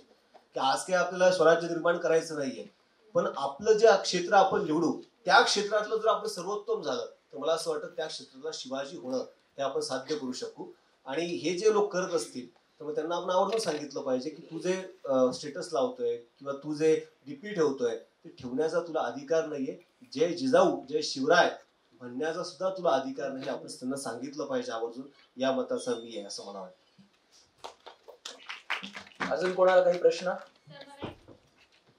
सर, इन्फ्लुएन्सर असतील किंवा महाराष्ट्रातील अनेक जे समाजसुधारक आहेत, प्रवक्ते आहेत, जे युवा पिढीला संदेश देत आहेत त्यांच्या माध्यमातून, पण मात्र तुमच्याच समाजामधील काही व्यक्ती अशा आहेत, प्रवक्ते आहेत, की जे फक्त इन्फ्लुएन्स होण्यासाठी किंवा एक रील स्टार बनवण्यासाठी खूप वाईट कॉन्टेंट पसरवतात, लाईक थ्रू स्टँडअप कॉमेडी असेल किंवा इतर प्लॅटफॉर्म असतील. मग ते मला वाटतं या कॅटेगरीमध्ये त्यांना सूट होत नाही. तर याबद्दल तुमचं काय मत? नाही, मग ते पाहणारे सुद्धा आपणच आहोत ना, त्याच्यामुळेच तर ते व्हायरल होतात एवढे, किंवा त्याच्यामुळे त्याच्यावरती लाईक येतात, कमेंट येतात. मला वाटतं चांगलं कॉन्टेंट दोन्ही प्रकारचं निर्माण होत राहील, ते होत राहणार आहे, त्याला कुठली मर्यादा नाहीये. पण ते कॉन्टेंट नेमकं आपण निवडायचं कोणतं ते मात्र आपल्या हाती आहे. म्हणजे आपण सोशल मीडिया पाहत असू, जिथे लॉग इन आहे तिथे लॉग आउट सुद्धा आहे. तर कधी लॉग इन करायचं आणि कधी लॉग आउट करायचं हे ज्याच्या त्याच्या हाती आहे. ही शेवटी एक प्रकारची हे दुधारी तलवार आहे, ही शिडी आहे. तिचं एक टोक संस्कृतीकडे आहे आणि एक टोक विकृतीकडे आहे, आणि मध्ये प्रकृतीच्या तिथं आम्ही उपस्थित आहोत. मग आपलं दिशा संस्कृतीकडे जायचं की विकृतीकडे जायचं हे जास्त त्याने ठरवायचं. एक शेवटचा. मला असा प्रश्न आहे की आपण शिवाजी महाराजांना दैवत मानतो, परंतु शिवाजी महाराजांनी काय केलं? फक्त युवा म्हणते की आपले दैवत आहे, आपले महाराज आहे, ते महाराष्ट्र म्हणजे स्वराज्य निर्माण केलं. आता सगळ्यांच्या युवकांमध्ये असा प्रश्न आहे, पण खरंच आज महाराष्ट्राची स्थिती बघतो की जे गुन्हेगारी, हत्याकांड वगैरे जे होत आहे, महिलावर अत्याचार होत आहे. शिवाजी महाराजांच्या काळात महिलावर अत्याचार नव्हते होत, कारण शिवाजी महाराजांनी त्यांना शिक्षा दिली. पण आज त्यांच्याच राज्यात शिवाजी महाराजांचा आपल्याला इतिहास शिकवावा लागतो का? आज माझं असं मत आहे की आपण 4थी मध्ये इतिहास शिकतो, पण आपल्याला शिवाजी महाराजांचा इतिहास शिकवण्याची पाळी ना आली पाहिजे. शिवाजी महाराज कोण होते अगोदरच आपल्याला माहित असायला पाहिजे असतं का? बरोबर आहे. तुझी जी भावना आहे तीच मला वाटतं सगळ्यांची भावना आहे आपली. आम्ही सुद्धा ते तळमळीनं बोललो ते तेच आहे की असं व्हायला नाही पाहिजे, आणि ते फक्त आपण सांगू शकतो, कारण आज आपण करते नाही आहोत. आपल्या पद्धतीनं एक फक्त आपण वाट निर्माण करून देऊ शकतो. आपण स्वतःपुरतं आपण सुधारू शकतो. मी जे म्हटलं आता की फरक माझ्यामध्ये जरी फरक पडला तरी खूप मोठी गोष्ट आहे. सगळ्यांमध्ये तो आपोआप पडेल. आधी आपण स्वतःमध्ये जर फरक पडला तर मला असं वाटतं की आपोआप दिव्याने दिवा जसा पेटत जातो तसा तो पेटत जाईल आणि फरक पडेल. या दृष्टीने आपण आशावादी राहायला पाहिजे. आता सध्या तरी आपण तळमळीने ती भावना व्यक्त करू शकतो, कारण आपण स्वतः अधिकार या पदावरती आपण नाहीये की हे आपण थांबवू शकत नाही, हे रोखू शकत नाही. पण आपण चांगला विचार समाजामध्ये पेरू शकतो. म्हणजे दारूच्या अड्ड्यावरती लोक आपोआप गर्दी करतात, पण दूध मात्र घरोघरी जाऊनच टाकावं लागतं.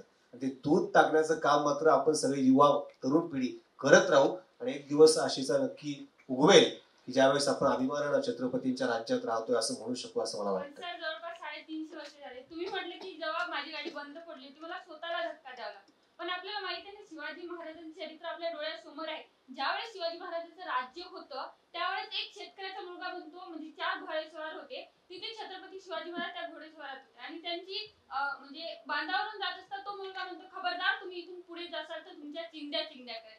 पण आज त्यांच्याच राज्यात असे विद्यार्थी म्हणजे असे युवक पुढे का नाही येत आहेत की इथे गुन्हेगारी होत आहे, तिथं दुर्लक्ष करून दुसरीकडे जातात? त्याचं कारण आहे आपण नीट वाचन करत नाही छत्रपतींच्या चरित्राचं. आपण फक्त नाव घेतो, आपण फक्त शिवजयंती आली का जगात भारी 19 फेब्रुवारी असं म्हणतो, आपण फक्त डीपी लावतो, भगवे झेंडे घालतो, भगवे फेटे घालतो, बरोबर.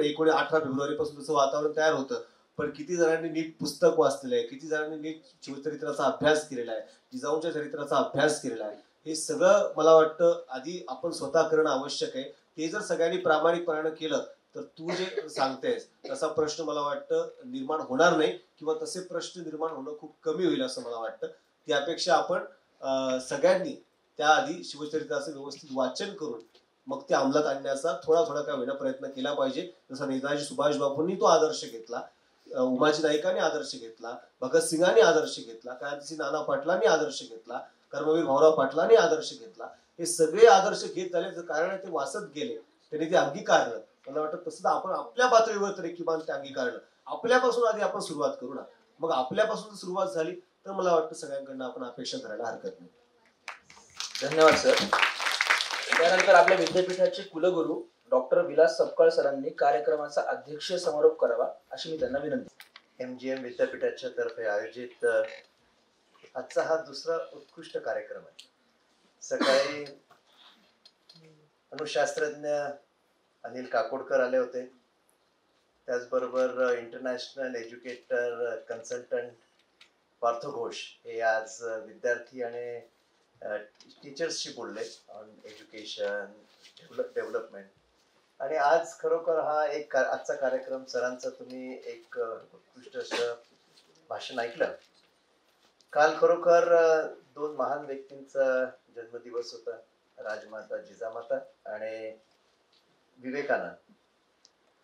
आपण आता बघितलं की जिजामातांचं खरं पाहिलं तर हा विषय तर एवढा मोठा आहे की यावर दिवसेंदिवस प्रत्येक गोष्ट प्रत्येक घटनेवर महाराजांचं जर व्यक्तिमत्व आपण बघितलं, फक्त तेच नाही की स्वराज्य स्थापन केलं, युद्ध जिंकलं, तर महाराजांचं नियोजन कौशल्य असेल, महाराजांचा तुम्ही ते महाराजांचं आज्ञापत्र वाचलंय का? ते जरूर वाचा. महाराजांनी शेतकऱ्यांच्या बद्दल एक आज्ञापत्र दिलं होतं, ते आपण फ्रेम करून लावलं पाहिजे. ते महाराजांनी असं म्हटलं होतं की कोणत्याही परिस्थितीमध्ये जरी एखादं वाळलेलं झाड असेल तरी ते तोडायचं असेल तर त्या शेतकऱ्यांना मोबदला देऊन परमिशन घेऊन तोडलं पाहिजे. तसं जर तोडलं तर ते शिक्षेला पात्र राहतील, असं महाराजांचं कारण ते म्हणतात की झाड हे त्या शेतकऱ्याचं त्याने एक मुलासारखं वाढवलेलं असतं. दुसरी गोष्ट म्हणजे महाराजांना जे संस्कार मिळाले, एक पर्सनॅलिटी डेव्हलप झाली महाराजांची, जिजामातेने जे केलं. परंतु विचार करा की संस्कार देण्यासाठी माता ही जिजामातेला कोणी संस्कार दिले? संस्कार देण्यासाठी एक आईचे संस्कार तर एक नॅचरल बॉर्न असतात, परंतु लखोजी राजे आणि गिरिजाबाई यांचा आपल्या अगदी बाजूला सिंदखेड राजाला जन्म झाला. आणि इमॅजिन करा की त्या काळी तर लवकर लग्न होत असेल आणि मग परंतु जे जीन्स जिजामातामध्ये होते, जे विचार होते, जी बैठक होती विचारांची, ती स्लोली जी प्रखर होत गेली. आणि इमॅजिन करा जर समजा जिजामातेला म्हणजे अगदी इमॅजिनरी शिवाजी महाराजांच्या ऐवजी मुलगी झाली असते, शिवाई झाली असते, म्हणजे शिवाई देवीच ते त्यांनी होतं, तर स्वराज्य स्थापन झालं असतं का? जरूर झालं असतं. तुमच्या प्रश्नाचं उत्तर तेच की आज मुलींना जे त्रास होतो, मुलींना बद्दल असुरक्षितता वाटतं, आता परिस्थिती बदलली आहे, मुली पण सक्षम झालेल्या आहेत. मुलींकडे असं कोणतंही कर्तव्य किंवा अधिकार असं कोणतेही नाही की ज्या करू शकत नाही.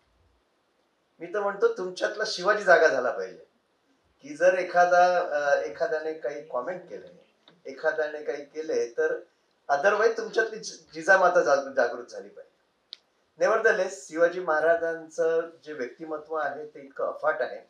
गेल्या महिन्यामध्ये मला पण प्रतापगडावला जायचा योग आला की ज्या मार्गाने महाराज त्यांनी ते इतकं छान घेऊन ठेवलं आहे की गुरुवारी दुपारी 12 वाजता खानाला मारलं.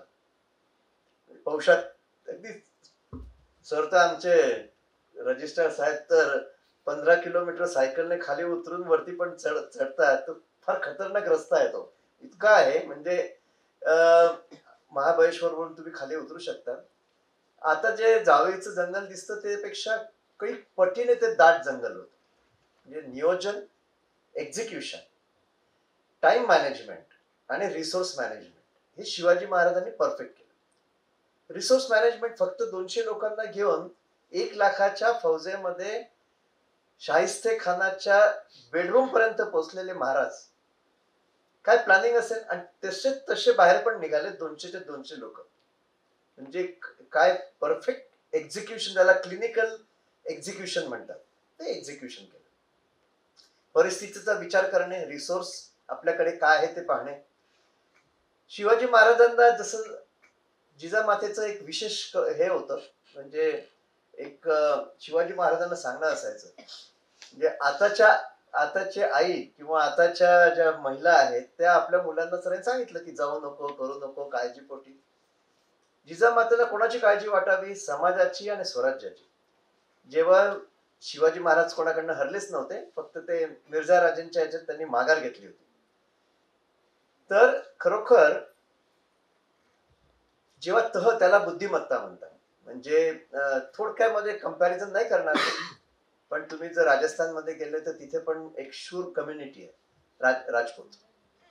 त्याच्यात दोन भाग आहे. जयपूरवाले राजपूत अलग आहे आणि उदयपूरवाले राजपूत आहे. जयपूरच्या राजपूतांनी, कोणी राजपूत नाही ते त्यांनी संधी केली होती मुघलांसोबत आणि मग ते मानसिंग वगैरे.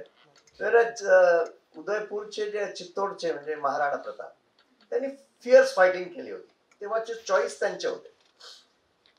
तर फायटिंग करत असताना there has to be wisdom with fighting, की कुठपर्यंत लढाई करायची आणि केव्हा माघार घ्यायची.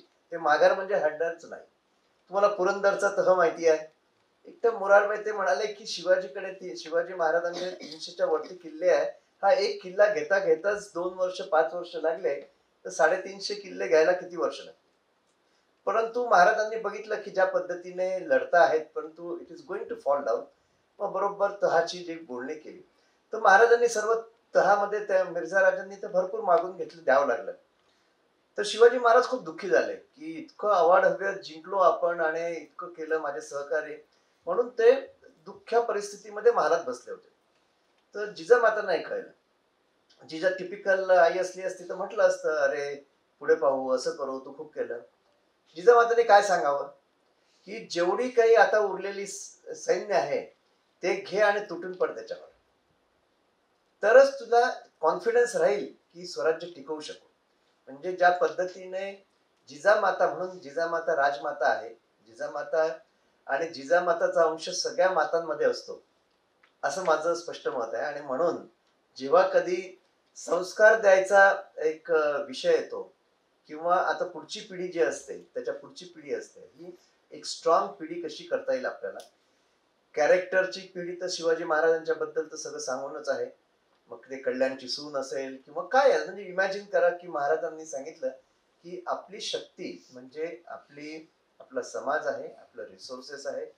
आणि इमॅजिन करा की महाराजांना जे सहकारी भेटले ते स्वराज्यासाठी जीव देणारे होते. महाराजांच्या विरुद्ध लढणारे होते ते नोकरी करणारे सैनिक होते. म्हणजे याच्याकडे नोकरी करते, युद्ध करणं हे त्यांचं प्रोफेशन होतं. उद्देश काहीच नव्हता. जर उद्देश काही नसेल तर महाराज 5,000ची सैन्य घेऊन 30-30 हजाराच्या 50 हजाराच्या फौजेला उधळून लावायचे. ते काय शक्य होतं. ते खरोखर म्हणजे पराक्रमाची आणि समर्पणाची पराकाष्ठा असेल तर ते मग बाजीप्रभू देशपांडे असेल पावनखिंडामध्ये. इमॅजिन करा आपण किती किलोमीटर चालू शकतो. हे लोक, आम्ही पन्हाळ्याला पण गेलो होतो. पन्हाळ्यावर ज्या दिवशी उतरले महाराज त्या दिवशी आम्ही तो मार्ग बघितला. तर पन्हाळ्यावरून जेव्हा हे लोक उतरले, मला माहिती आहे धोधो पाऊस वगैरे वगैरे, म्हणजे इमॅजिन करा 30-35 किलोमीटर धावून जाणे. आपण दिवसातनं 2-4 किलोमीटर पण चालत नाही. ते चालत जाणे भर पावसामध्ये आणि नंतर त्याच्यानंतर पुढचे 12 तास हे लोक लढत राहिले. बाजीप्रभू देश महाराज पुढे अजून 40 किलोमीटर पैदल, बर का, तेव्हा नव्हती का गाडी, नव्हती ना, चालत गेले विशाळगडावर. विशाळगडाला वेढा पडला होता. त्या पद्धतीने तोडून महाराज आत गेले. इमॅजिन करा 90 किलोमीटर धावणारा माणूस आणि हे 50 किलोमीटर धावून पुढचे 12-15 तास लढणार आहे. पराकाष्ठा, त्याला पुरुषार्थाची पराकाष्ठा म्हणतात. ते ध्येयवादी होते. आणि म्हणून आपण कोणतंही ध्येय केलं तर म्हणजे ठीक आहे, हे फिजिकल पराक्रम नाही आहे, हा त्याच्यामधला व्हॅल्यूज आहे, त्याच्यामधलं एक डेडिकेशन आहे, त्याच्यामधलं एक राष्ट्रप्रेम आहे. आणि म्हणून महाराजांनाच एवढे काय जीवाला जीव देणारे कलिग मिळाले. आणि तिकडे तर काय एक थोडस जरी महाराजांनी मनसोक्त त्यांच्याच पैशाने त्यांना फिचवलं होतं. मग इमॅजिन करा की ज्या पद्धतीने महाराजांनी प्लॅनिंग केलं, एक्स्ट्रा ऑर्डिनरी. आणि तोच गुण संभाजी महाराजांमध्ये. तर हे तर इथपर्यंत झालं. पण त्याबरोबरच तसाच बुद्धिमत्तेचा प्रखर म्हणजे विवेकानंद. विवेकानंद असे होते की त्यांनी त्यांच्या गुरुची परीक्षा घेतली होती. गुरु म्हणाले होते की मला पैशाचं नको असतं. त्यांनी ते पैशाचं एक नाणं त्यांच्या गुरुच्या उशीखाली ठेवलं होतं. आणि गुरूंना कळलं की असं काय आहे की पैशाचा काही संबंध नाही, म्हणे मला जगण्यासाठी पैशाची गरज नसते. दुसरं म्हणजे विवेकानंद प्रखर बुद्धिमान, अत्यंत पर्सनॅलिटी. तुम्हाला कल्पना आहे परदेशामध्ये त्यांच्या एका युवती त्यांना भेटायला आली, म्हणाली की मला तुमच्याशी लग्न करायचं आहे. ते तर म्हणे मी संन्यासी आहे आणि तुला का लग्न करायचं, मला तुमच्यासारखा पुत्र पाहिजे.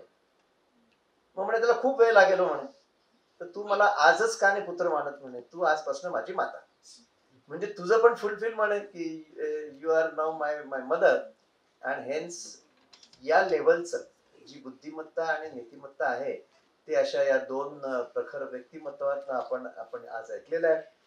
यावर खूप चिंतन मनन करा आणि ते आपल्या आचरणामध्ये, म्हणजे अगदी काही आपल्याला मोठमोठ्याने घोषणा द्यायची गरज नाही, परंतु त्याला विवेकाच्या चौकटीमध्ये बसून जर आपण खरोखर आजच्या या प्रसंगी आपण जर विचार केला तर day to day we can celebrate Vivekananda युवा डे. तुम्ही प्रत्येक दिवशी युवा आहेच आणि राजमातेने दिलेले संस्काराच्या माध्यमातून बनलेले शिवाजी महाराज, अशा पद्धतीचं आपण एज्युकेशनच्या माध्यमातून या ठिकाणी, ज्याला आपण नेहमी म्हणतो holistic development, personality development, multidisciplinary education, हेच आहे की व्हॅल्यू एज्युकेशन आहे. आजचा क्लास म्हणजे तुमचा व्हॅल्यू एज्युकेशनचा 2 क्रेडिटचा क्लास झाला आणि म्हणून त्या पद्धतीने तुम्ही अभ्यास केला पाहिजे.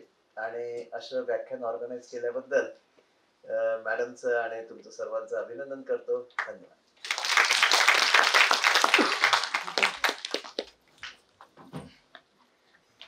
यानंतर कार्यक्रमाच्या शेवटाकडं आज या कार्यक्रमाला आपल्याला प्रमुख उपस्थिती म्हणून चव्हाण सर लाभले, त्याबद्दल त्यांचे आभार. त्यानंतर या कार्यक्रमाला व्यासपीठावर आपले कुलगुरू, कुलसचिव आणि आपल्या प्राचार्या यांनी उपस्थिती लावली म्हणून त्यांचेही आभार. हा कार्यक्रम शांतपणे तुम्ही सगळ्यांनी ऐकला म्हणून तुमचेही आभार. आणि प्रश्न उत्तर केले हे चांगलं केलं. प्रश्न उत्तर विचारणाऱ्या विद्यार्थ्यांचे आभार. आणि कार्यक्रम संपला आहे. फक्त